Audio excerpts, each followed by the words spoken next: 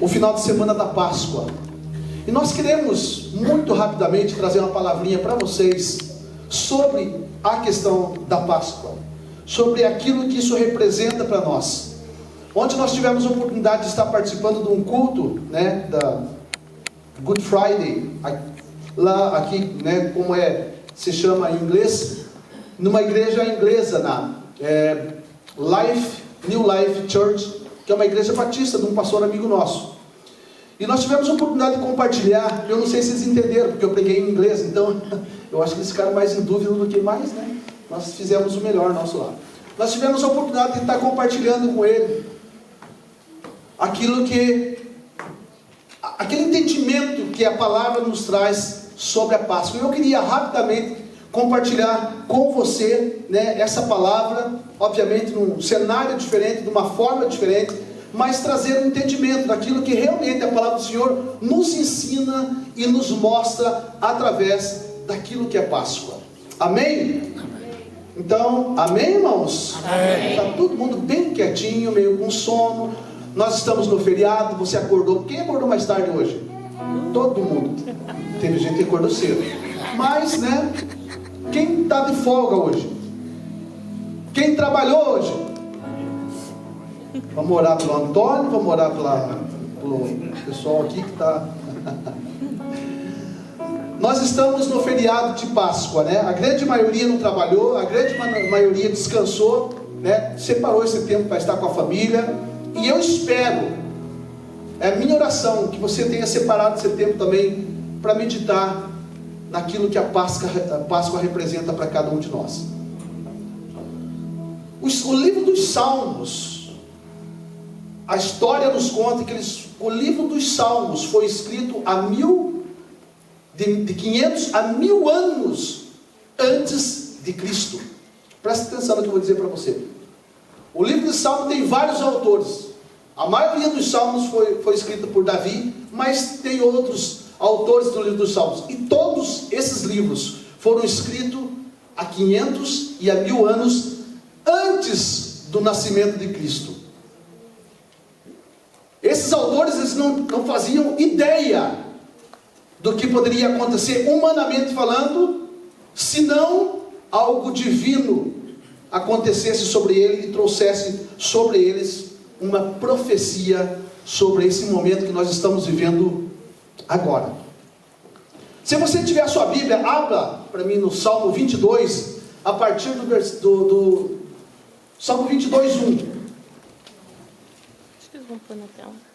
A partir do 1, nós vamos ler até o 31. Eu prometo para vocês, irmãos, que eu vou ser muito rápido, mas muito rápido mesmo. Mas eu preciso que você preste muita atenção. É importante demais nós meditarmos nessa palavra. Não é uma data qualquer, não é um sábado qualquer. Nós simplesmente estamos comemorando esse final de semana a morte e a ressurreição. Se você está aqui nessa noite, se você vive o que você vive, se você tem acesso ao que você tem acesso, é porque algo aconteceu. E você é o maior beneficiado. Eu e você somos os maiores beneficiados em tudo isso. Amém. Então eu queria que você me ofertasse 15 a 20 minutos do seu tempo, que eu prometo ser bem rápido para você. Olha só que o salmista escreve 500 a 1000 anos antes do nascimento de Jesus. Olha só. Meu Deus, por que me abandonaste? Por que está tão longe de salvar-me, tão longe dos meus gritos de angústia? Meu Deus, eu clamo de dia, mas não respondes, de noite, e não recebo alívio. Tu, porém, és o santo, és rei, és o louvor de Israel. Em ti os nossos antepassados puseram a sua confiança, confiaram e os livrastes, clamaram a ti e foram libertos, em ti confiaram e não se decepcionaram. Mas eu sou verme, olha que palavra forte, mas eu sou verme e não homem, motivo de zombaria e objeto de desprezo do todos os que me veem balançando a cabeça lançam insultos contra mim, dizendo: recorra ao Senhor, que o Senhor o liberte, que Ele o livre, já que Ele quer bem. Contudo, tu mesmo me tiraste do ventre, deste-me segurança junto ao seio de minha mãe. Desde que nasci foi entregue a ti, desde o ventre materno és o meu Deus. Não fique distante de mim, pois a angústia está perto, e não há ninguém que me socorra. Muitos touros me cercam, sim, rodeiam-me, os poderosos de Bazã, como leão voraz rugindo, escancaram a boca contra mim. Como água me derramei, e todos os meus ossos estão desconjuntados. Meu coração se tornou como cera, derreteu-se no meu íntimo. Meu vigor secou-se como um caco de barro, e a minha língua gruda no céu da boca. Deixaste-me no pó, à beira da morte. Cães me rodearam, um bando de homens mau me cercou, perfuraram minhas mãos e meus pés. Posso contar todos os meus ossos, mas eles me encaram com desprezo. Dividiram as minhas roupas entre si, e tiraram sortes pelas minhas vestes. Tu, porém, Senhor, não fiques distante. Ó minha força, vem logo em meu socorro. Livra-me da espada, livra-me a minha vida do ataque dos cães. Salve-me da boca dos leões e dos chifres dos bois selvagens. E tu me respondeste: proclamarei o teu nome a meus irmãos, na assembleia te louvarei. Louvem-no, vocês que temem o Senhor, glorifiquem-no, todos vocês, descendentes de Jacó, tremam diante dele, todos vocês, descendentes de Israel, pois não menosprezou, nem repudiou o sofrimento do aflito, não escondeu dele o seu rosto, mas ouviu o seu grito de socorro. De ti vem o tema do meu louvor na grande assembleia, na presença dos que te temem, cumprirei os meus votos. Os pobres comerão até ficarem satisfeitos, aqueles que buscam o Senhor o louvarão. Que vocês tenham vida longa. Todos os confins da terra se lembrarão, todos os confins da terra se lembrarão, todos os confins da terra se lembrarão, e se voltarão para o Senhor, e todas as famílias das nações se prostrarão diante dele, pois do Senhor é o reino, ele governa as nações. Todos os ricos da terra se banquetearão e o adorarão, haverão de ajoelhar-se diante dele todos os que descem ao pó, cuja vida se esvai. A posteridade o servirá, gerações futuras ouvirão falar do Senhor, e um povo que ainda não nasceu proclamarão seus feitos de justiça, pois ele agiu poderosamente. Aleluia. Amém? Amém? Amém. Aleluia. Como um autor, 500 anos antes do nascimento daquele que seria o Messias, aquele que seria recebido como o Salvador, o enviado, 500 anos, o Senhor entrega uma profecia para que esse homem pudesse descrever exatamente aquilo que aconteceria, exatamente o que eu e você estamos fazendo aqui, celebrando a Páscoa, celebrando um Deus que na sexta-feira ele recebeu toda a maldição minha e tua, celebrando alguém que é intitulado como o maldito, se tornou maldição. O próprio salmista fala no clamor: eu sou um verme, eu não sou homem. O próprio Jesus Cristo se identifica e se declara como maldito, como verme. Houve uma troca entre nós e Jesus. Alguém tinha que pagar esse preço, alguém tinha que receber essa culpa. O amor falou mais alto. E quando o Senhor olha para nós e vê que há corrupção no meio do povo, quando o Senhor olha para nós e Ele vê que há roubo, Ele vê que há adultério, onde a lei é quebrada por mim e por você, o que Ele faz? Ele nos livra da maldição e Ele coloca o seu próprio filho para ser maldito. O profeta diz: é maldito todo aquele que foi pendurado no madeiro. Então Deus olha para Jesus e vê aquele ser, o seu próprio filho, aonde a sua ira iria acabar. Alguém pagaria o preço pela humanidade, pelo teu roubo, pela tua corrupção, pelo adultério. Jesus é olhado pelo Deus Pai Todo-Poderoso como uma bola de maldição. Nele está o pecado do mundo todo, nele está o ladrão, nele está o roubo, nele está o corrupto. A maldição que todos nós merecíamos estava sobre Jesus Cristo.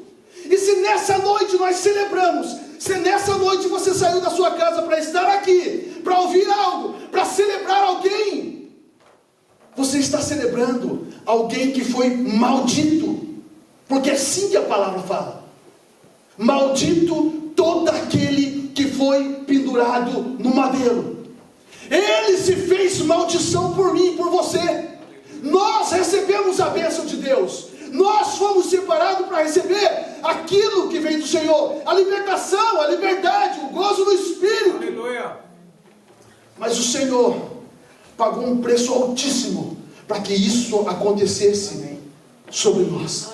Amém.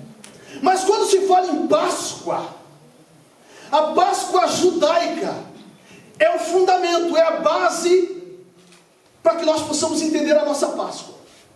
A Páscoa judaica, sem a Páscoa do Novo Testamento, não faz sentido algum. Mas a Páscoa do Novo Testamento, sem a base, sem a fundamentação da Páscoa judaica, também não faz sentido. E o mais interessante disso tudo é que nesse separar de tempo, tudo aquilo que foi escrito, Oh, glória a Deus. tudo aquilo que foi determinado, tudo aquilo que foi declarado, culminou em alguém ser sacrificado.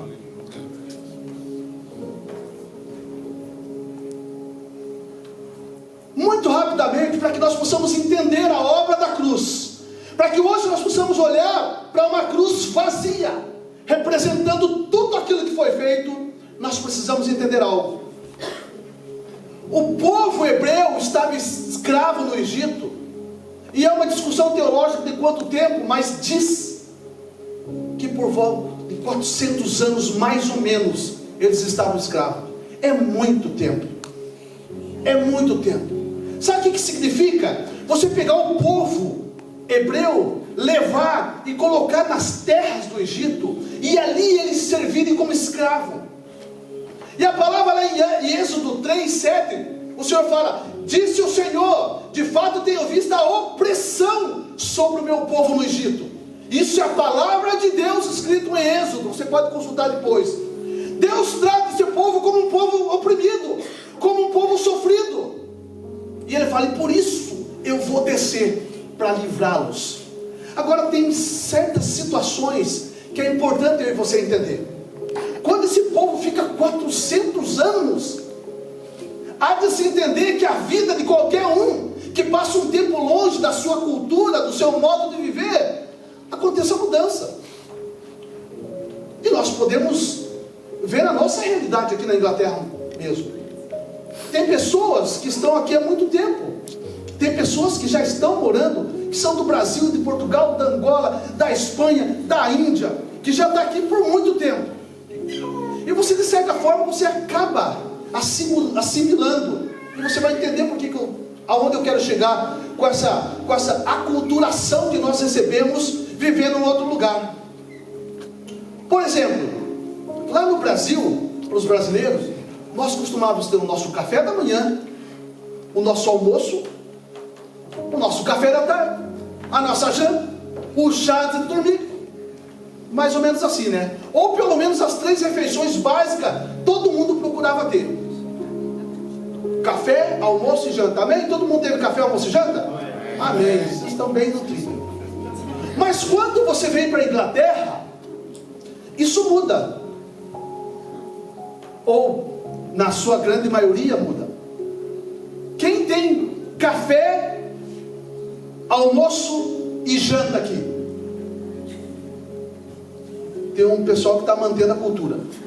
Quem de 3 refeições passou para 2? Café da manhã e janta? Já aumentou. Quem de 3 refeições passou para 1 refeição só?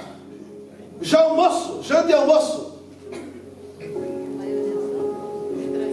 A grande maioria teve mudança na sua cultura.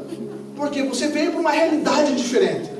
E olha que nós estamos aqui, o quê? 5, 10, 15, 20 anos. Mas já houve um impacto na nossa vida. Já causou alteração. Quem aqui faz o seu filho dormir 8 horas da noite? Ou pelo menos tenta, né? Teoricamente todo mundo fica com aquele peso na consciência. Não, vou colocar, essa semana você vai dormir cedo. E não vai, né? Isso é outra realidade que nós enfrentamos aqui na Inglaterra, em que a cultura do país acaba mexendo conosco. Quem aqui já trocou pneu lá no Brasil ou em Portugal? Dos homens? Já. Agora eu quero que você seja homem mesmo e honesto. Quem aqui chamou breakdown para trocar o teu pneu? Olha, ó, viu? Porque aqui é normal. Eu vou mexer num pneu, eu vou trocar um pneu. Se o meu cunhado estiver trabalhando e não for trocar, eu vou chamar quem? O breakdown. Porque eu pago o breakdown.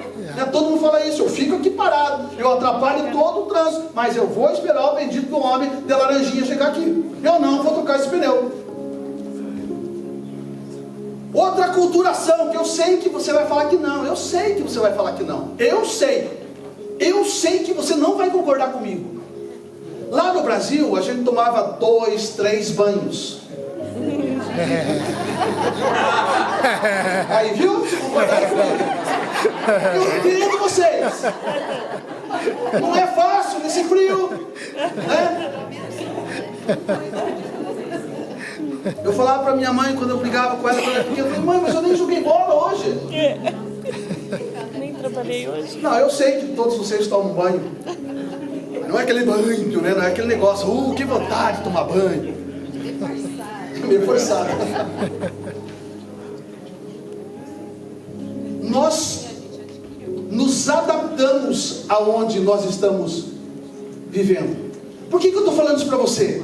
Porque, obviamente, os hebreus, depois de tanto tempo como escravo do Egito, eles acabaram assumindo alguns posicionamentos. Eles acabaram vivendo algumas realidades, algumas práticas que não eram deles. Porque eles serviam o Deus verdadeiro. Mas como eles estavam debaixo de uma cultura, os ensinamentos que eles estavam recebendo eram os ensinamentos egípcios, obviamente que eles acabaram vivendo e assumindo algumas atitudes pagãs. E deixa, até compartilhei ontem lá na igreja, olha só. O egípcio, ou seja, os hebreus, junto com os egípcios, as casas que eles construíam, eram casas construídas com os tijolos de adobe. Tijolo de adobe é uma massa de água com algumas palhas. Ou seja, qualquer construção feita com esse tijolo não é duradouro. Não vai durar. Não vai permanecer. Não há resistência. A residência que eles construíam eram residências para pouco tempo. Por quê? Porque eles assumiam, eles declaravam, eles viviam que a casa, que a residência dele eterna, não era a casa que eles moravam, mas eram os túmulos. Por isso que os túmulos dos egípcios eram feitos de pedras, imensas pedras, porque eles entendiam, havia um entendimento nos hebreus, pela cultura, que o túmulo seria a casa deles. Agora, é interessante que se você pegar uma casa do egípcio, existe algo interessante nas casas em que os hebreus faziam. Eu queria que a Thalita colocasse uma foto aqui para que você pudesse entender o que eu quero dizer. Existia algo, isso é uma porta, de uma casa dos egípcios. Só que eles chamam isso de porta falsa. Ela não é uma porta. Ela lembra uma porta, ela parece uma porta, mas ela é falsa. Ela não é uma porta. E toda casa tinha essa porta. Mas por que toda casa tinha essa porta? Porque os hebreus, ali se infiltrado e vivendo a cultura dos egípcios, eles entendiam que tendo essa porta na casa, que é uma porta falsa, eles teriam que escrever nos umbrais, vocês podem ver lá em cima, está riscado, no batente da porta, inscrições aos seus deuses, pedindo ajuda, proteção para o seu lar, proteção para a sua família. E todo egípcio e todo hebreu que vivia debaixo dessa cultura não estava protegido. Essa porta, eles entendem que o espírito, a alma e o espírito entra para o mundo dos mortos e sai por essa porta falsa, que ela é infinita, ela dá entendimento de infinidade. Ou seja, os pagãos, eles declaravam que uma vez que eu morro, o meu espírito entra por essa porta. Por isso que eles colocavam as escritas pedindo a todos os deuses que eles serviam para proteção, para que a sua vida fosse protegida, e as inscrições egípcias pedindo aos deuses proteção para aquela casa. Sem os escritos eles não estariam protegidos. Esse era o entendimento dos hebreus. Existia um sincretismo religioso. Por quê? Porque horas eles acreditavam no Deus poderoso que os seus antepassados pregavam, ora eles acreditavam nos deuses que a sua cultura os envolvia. Mas Êxodo fala que Deus atende o clamor. Êxodo fala que Deus olhou lá dos céus e viu o seu povo sendo oprimido e sofrendo, e Ele atende, e Ele fala: eu descerei em socorro do meu povo. Agora, Êxodo 12, de 1 a 14, deixa eu ler isso aqui para você, para que você possa entender mais ainda. O Senhor disse a Moisés e a Arão no Egito: este deverá ser o primeiro mês do ano para vocês. Agora eu já vou falar da nossa Páscoa. Até então nós estávamos falando da forma com que as promessas do mundo pagão, o que era estabilizado diante das famílias, para que eles pudessem servir deuses dentro de uma vida de opressão, de uma vida como escravo. O Senhor fala lá em Êxodo 12, de 1 a 14: o Senhor disse a Moisés e a Arão no Egito: esse deverá ser o primeiro mês do ano para vocês. Digam a toda a comunidade de Israel que no 10º dia deste mês, todo homem deverá separar um cordeiro ou um cabrito para a sua família, um para cada casa. Se uma família for pequena demais para um animal inteiro, deve dividi-lo com seus vizinhos mais próximos, conforme o número de pessoas e conforme o que cada um puder comer. O animal escolhido será macho de 1 ano sem defeito, e pode ser cordeiro ou cabrito. Guardem-no até o 14º dia do mês, quando toda a comunidade de Israel irá sacrificá-lo ao pôr do sol. Olha que interessante agora, versículo 7. Passe então um pouco do sangue, aonde? Nas laterais e nas vigas superiores das portas das casas nas quais vocês comerão o animal. Você entendeu que a determinação de Deus para o povo dos hebreus, Ele fala: olha, eu venho sobre vocês, eu quero tirar vocês dessa escravidão, eu quero livrar vocês de tudo isso que vocês estão vivendo, porém, vocês precisam fazer algo. Só que Deus, Ele escolheu uma linguagem que o povo entendia. Deus falou com o povo da forma que ele entendia. O povo estava focado e com a mente diante da forma com que o paganismo os levava, que era escrever nas paredes proteção dos deuses. Então Deus usa da mesma forma, mas para levá-los a uma realidade da verdade. E o Senhor fala: olha, passe então, depois que vocês vão pegar um cordeiro, vocês vão matar esse cordeiro, vocês vão pegar o sangue desse cordeiro, e vocês vão passar nos umbrais da sua casa. Você vai pintar os umbrais da sua casa. No versículo 13, o texto fala: o sangue será um sinal para indicar as casas em que vocês estiverem. Quando eu ver o sangue lá, o Senhor diz: passarei adiante, a praga da destruição não os atingirá quando eu ferir o Egito. Mate o cordeiro, pinte os umbrais.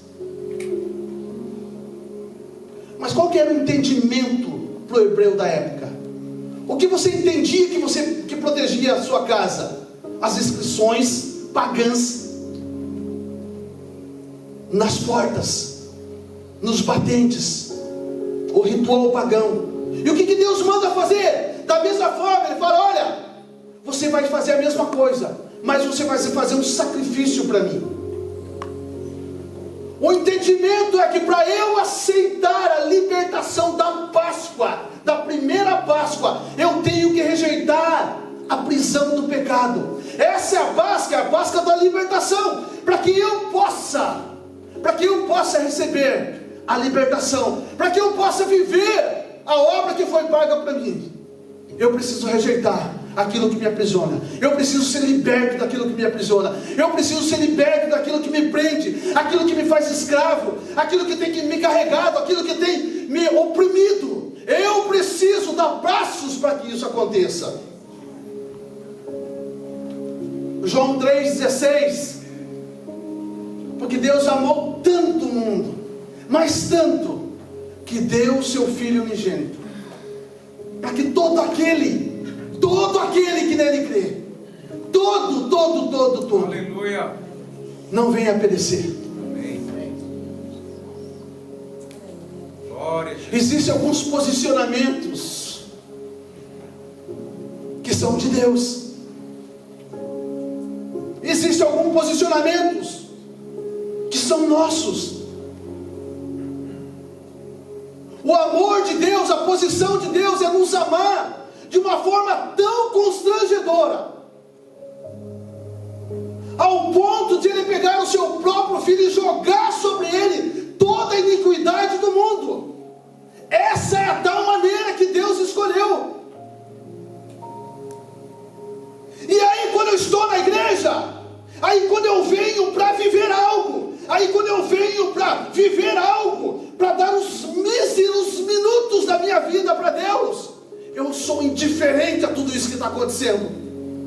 Eu me torno inconstante, a frieza, eu estou desanimado, nada me motiva. Que motivação maior nós precisamos de que alguém tenha dar vida por mim e por você? Que motivação maior nós precisamos? O que chama mais a nossa atenção, senão a obra da cruz do Calvário, senão alguém ser culpado por mim e por você? O problema não é nós entendermos isso. A grande questão é: eu quero ser despertado para isso.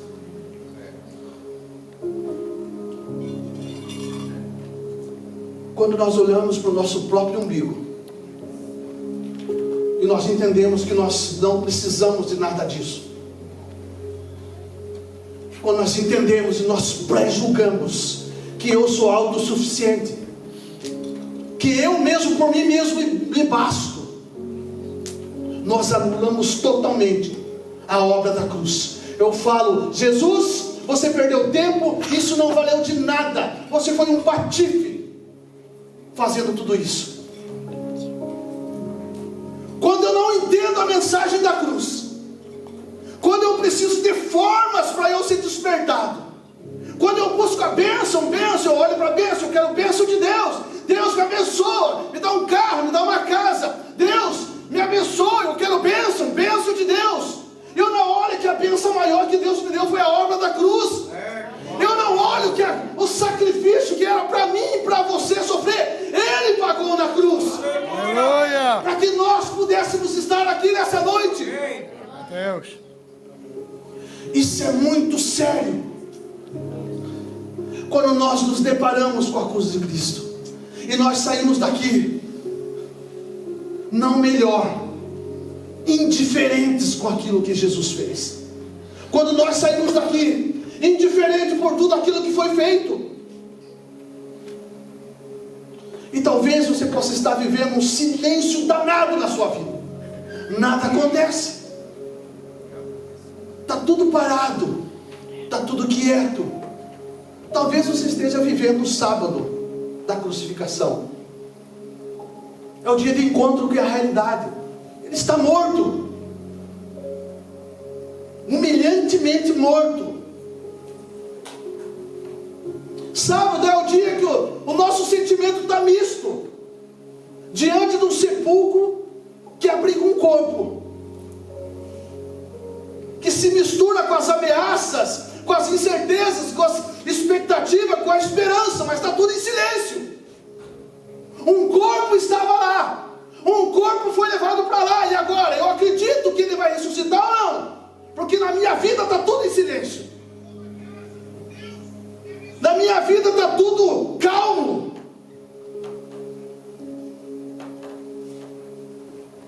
Talvez você esteja vivendo essa calmaria na sua vida.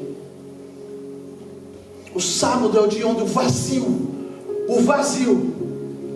se encontra com a Gólgota de sexta-feira. E a possibilidade de uma ressurreição. Mas só é uma possibilidade. O problema é que a sexta-feira de dor, a sexta-feira onde Cristo morreu, onde ele foi vergonha, é real. Aconteceu. Mas eu estou vivendo sábado. E o sábado está entre a sexta e o domingo.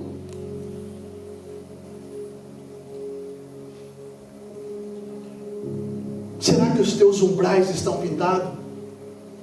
Ou será que os teus umbrais estão escritos? Será que você está se deparando com uma porta falsa na tua vida? Onde você está acreditando em religiosidade? Onde você só está acreditando em usos e costumes? E você está escrevendo: protege a minha casa. Protege, porque isso é uma prática. Porque eu tenho que escrever. Ou será que você está vivendo o sangue do Cordeiro na tua vida? Está pintando os teus umbrais, para que o Senhor olhe e te reconheça e traga libertação para você. A sexta-feira da dor é vergonha, é realidade. Mas o domingo era só uma esperança. E assim é a nossa vida.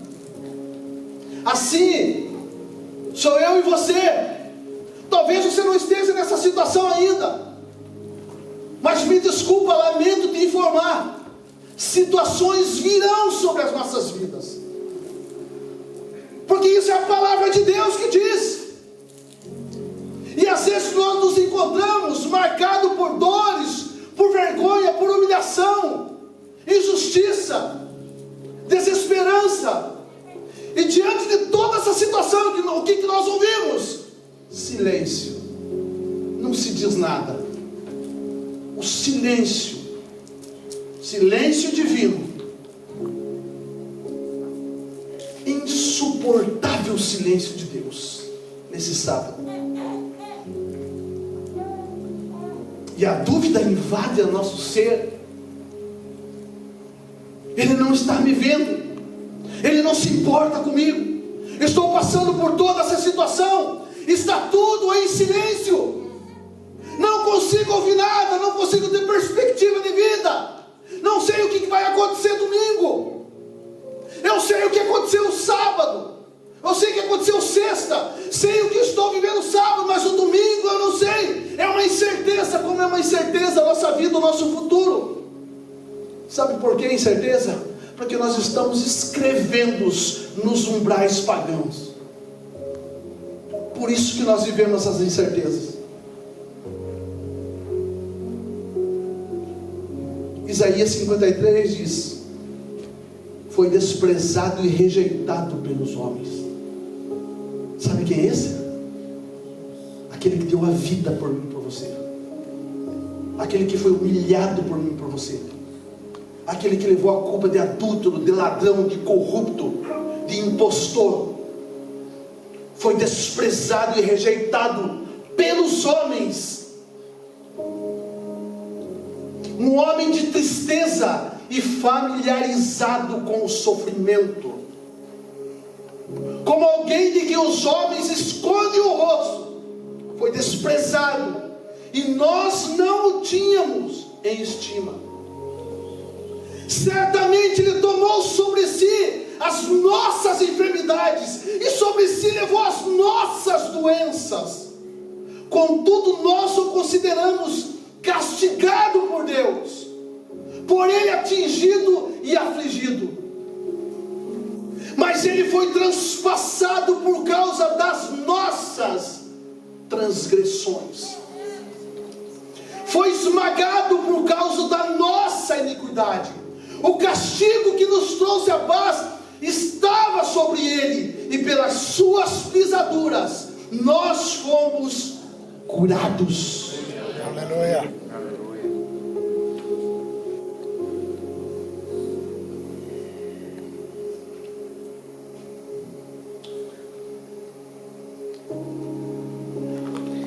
Pois bem, meu querido, a sexta-feira, a realidade da sexta-feira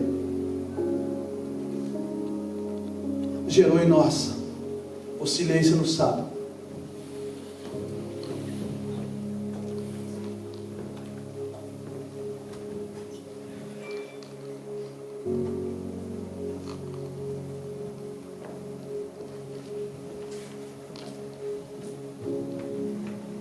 Esse silêncio nos leva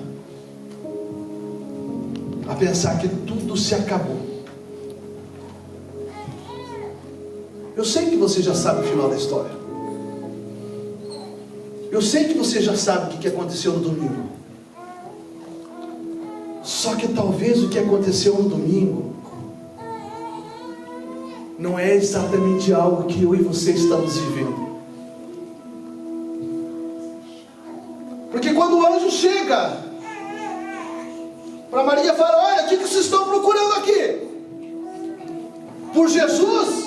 Não, Ele não está aqui, Ele ressuscitou. Ele já não está mais aqui. Era uma realidade, era uma verdade. O que vocês estavam esperando?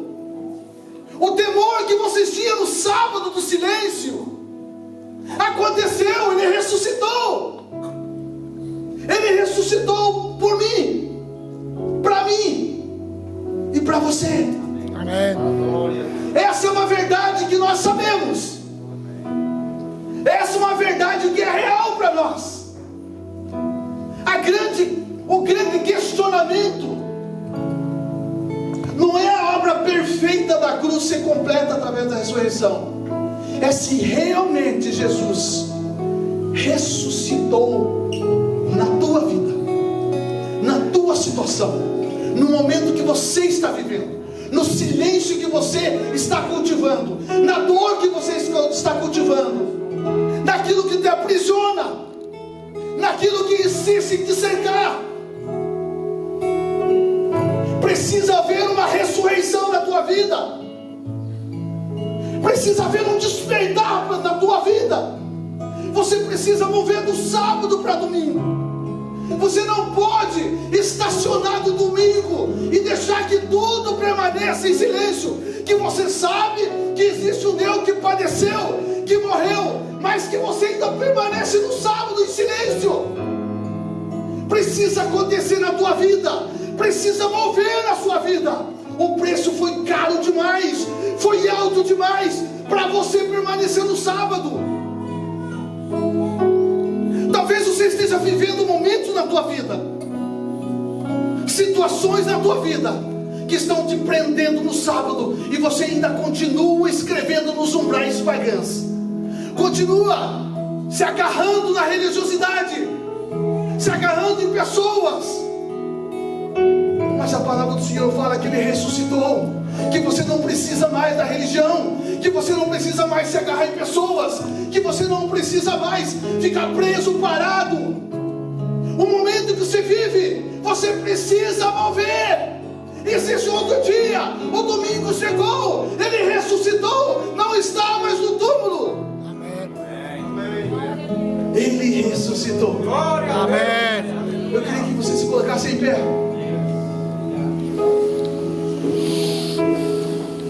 Queria pedir para você fechar os teus olhos.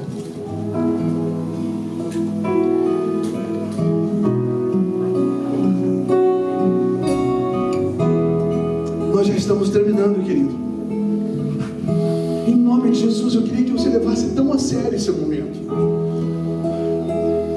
Eu queria que você enxergasse dentro de você agora. Tira todo o teu eu. Tira todo o teu eu. Quem somos nós? Quem sou eu? Quem é você diante de tudo isso? Tira todo o teu eu agora.